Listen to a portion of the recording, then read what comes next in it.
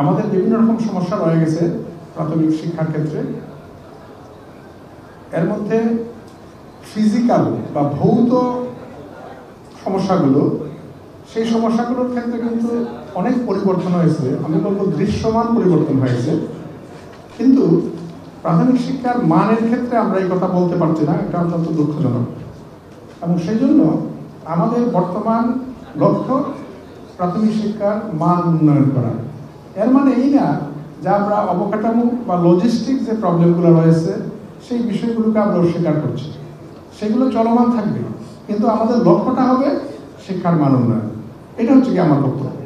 এবং ওই পরিপ্রেক্ষিতে আপনারা যারা অনলাইনে যুক্ত রয়েছেন তারা খুবই আগ্রহপূর্ণ কথা বলেছেন, এবং যারা আমার সামনে উপবিষ্ট রয়েছেন এবং আমার মঞ্চে যারা উপবিষ্ট রয়েছেন প্রত্যেকেই কথা বলেছেন। এবং এই কথাগুলো আমি সব নোট করি, এবং আমার কাছে মনে হয়েছে আমরা নতুন নতুন কিছু পরামর্শ পেয়েছি, এবং এই পরামর্শগুলো আমাদের সমস্যা সমাধানে কিভাবে আমরা কাজে লাগাতে পারি সেই অবশ্যই চেষ্টা করব। উৎসবে খুশি হবে নগদে বেশি, কারণ ঘন্টায় ঘন্টায় আছে গিফট জেতার সুযোগ। আমি একটা বিষয়ে জোর দিতে চাই যে আমাদের টার্গেট হচ্ছে আমাদের প্রত্যেকটা স্কুল ওয়ান শিফটে চলে, এটা কিন্তু আমাদের টার্গেট। তাতে বাচ্চাদের কন্ট্রাক্ট আওয়ারটা বাড়ে, এটা খুবই প্রয়োজন, এটা আমরা আমাদের টার্গেট এটা। এবং সেজন্য অবকাঠামোগত উন্নতির প্রয়োজন হবে, সেটা আমরা করব। আপনারা এখানকার প্রাথমিক শিক্ষা কর্মকর্তা যারা রয়েছেন আপনাদের পক্ষ থেকে অনেক ধরনের তথ্য আমাদের দেওয়া হয়েছে, এবং সেই জন্য আমি আপনাদের প্রশংসা করি। আপনারা অনেক খেটে খুঁটে বিষয়গুলো তৈরি করেছেন। একটা বিষয় আপনারা অ্যাড করতে বলি আপনাদের, সেটা হচ্ছে আমাদের এই অঞ্চলে, অর্থাৎ যে অঞ্চল নিয়ে আমরা কথা বলছি বরিশাল ডিভিশন, সেখানে স্কুল গমনযোগ্য আমাদের শিশু কতজন আছে এটার একটা পরিসংখ্যান দরকার।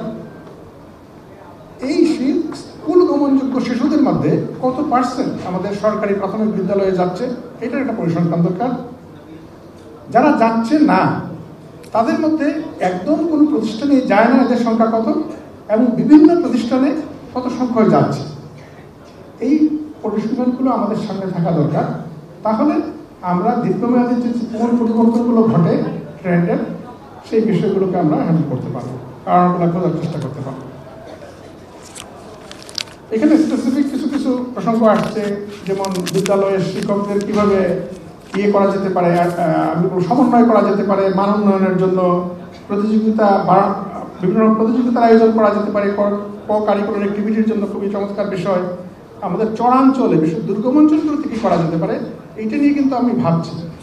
আমাদের একটা লাক্সই কোনো একটা বুদ্ধি বের করতে হবে যে আমরা এই বিষয়গুলোকে কেমনে ইফেক্টিভলি হ্যান্ডেল করতে পারি, যেন প্রজেক্টের নামে টাকার অপচয় না হয়, সত্যিই আমরা কাজটা করতে পারি। সেই জন্য আমি যেখানে এই প্রবলেমগুলো আছে আমি কিন্তু সেখানে বলি যে আপনারা সুনির্দিষ্ট প্রস্তাব দেন যে এইটার সমস্যা সমাধানের জন্য আমরা কি করলে ভালো হয়, এবং সেই বিষয়টা বিবেচনা করে আমরা করার চেষ্টা করব। কতগুলো প্রসঙ্গ আসছে। একটা প্রসঙ্গ আসছে যে যে বিদ্যালয়গুলোতে 6 থেকে 8 পর্যন্ত চালু আছে সেখানে আমাদের সমস্যা হচ্ছে চালানোর ক্ষেত্রে, সেটাকে পরিবর্তন করা দরকার। এবং এই বিষয়টা আপনাদের অবগতির জন্য বলছি যে ইতিমধ্যেই সিদ্ধান্ত হয়ে গেছে, কারণ ব্যাপারটা সর্বোচ্চ পর্যায় পর্যন্ত সিদ্ধান্ত নেওয়ার প্রসঙ্গ ছিল এবং দীর্ঘদিন বিষয়টা অবহেলায় পড়েছিল। আমরা চেষ্টা করে এটাকে সমাধান করেছি। আপনারা শিগগিরই আমাদের পরিপত্র পেয়ে যাবেন, এবং যে বিদ্যালয়গুলোতে 6 থেকে 8 পর্যন্ত শিক্ষা চালু রয়েছে তারা ক্রমান্বয়ে, যেমন আগামী বছর থেকে আপনারা ভর্তি করবেন না, আর এখন যারা আছে তাদের আস্তে আস্তে তারা বের হয়ে যাবে, তখন এটা শেষ হয়ে যাবে বিষয়টা। এই দুপুরের খাবার নিয়ে বলেছেন, আমরা এটা নিয়ে বলছি না। একটা প্রসঙ্গ আসছে যে কর্মঘণ্টা ঠিক রেখে রুটিনকে আমরা স্থানীয় অবস্থার উপযোগী করতে পারি কিনা। আমি মনে করি অবশ্যই। আপনারা দেখবেন এবারের রুটিনটা একটু ভিন্ন রকম হয়েছে। এই রুটিনটার লক্ষ্য হচ্ছে আমরা কি চাচ্ছি সেই অনুযায়ী রুটিনটা তৈরি করা, এবং সেইভাবে হয়েছে।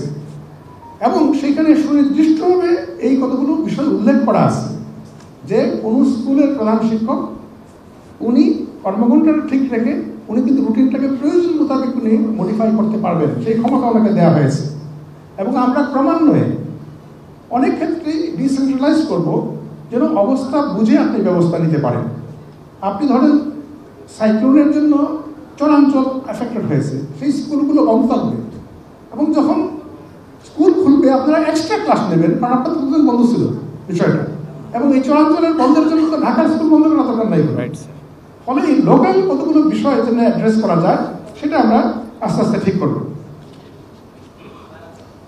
তারপরে আসছে আপনাদের প্রি সার্ভিস ট্রেনিং প্রসঙ্গ আসছে, এবং সার্ভিসের ইন সার্ভিস ট্রেনিংগুলো কেমন হবে সেসব প্রসঙ্গগুলো আসছে। এখন এই প্রি সার্ভিস ট্রেনিংয়ের বিষয়ে আমরা কিন্তু এখন কাজ শুরু করেছি যে কিভাবে আমরা এক ধরনের কোর্স চালু করতে পারি, যে কোর্স যিনি করবেন এই শিক্ষা নিয়ে তিনি প্রাথমিক শিক্ষক হিসেবে নিয়োগের ক্ষেত্রে অগ্রাধিকার পাবেন। আমরা এটা ইতিমধ্যেই কাজ শুরু করেছি, এটা আমরা সমন্বয়ে চালু করে দেব। ফলে এটা একটা প্রসঙ্গ। আর যেটা বলছেন যে আমরা নিয়োগের পরেই আমরা ট্রেনিং দিয়ে তাদের পাঠানো, সেই বিষয়টা সম্ভব করা যাবে কিনা সেটা আমরা ভেবে বলতে হবে। আমি এই মুহূর্তে কোনো উত্তর দিতে যাচ্ছি না, কিন্তু আমাদের এখন যতটুকু আমি খবর জানি আমাদের কিন্তু খুব বেশি সংখ্যক শিক্ষক যে লাইনে আছে তা না। ফলে আমাদের পিটিআইগুলোতে এখন যে সক্ষমতা আছে এতে শিক্ষকদের দ্রুতই আমরা ট্রেনিং দিয়ে সম্পন্ন করতে পারবো।